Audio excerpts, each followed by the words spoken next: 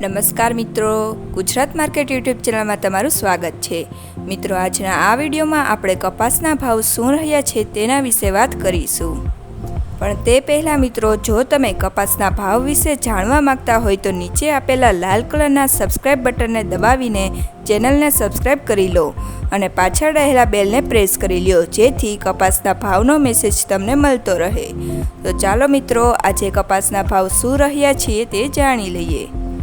રાજકોટ 1330 થી 1695, બોટાદ 1471 થી 1600, બાબરા 1570 થી 1650, કાલાવડ 1540 થી 1566, જામજોધપુર 1400 થી 1631, અમરેલી 1066 થી 1684, સાવરકુંડલા 1185 થી 1652, જસદણ 1460 થી 1700, ગોંડલ 1391 થી 1661,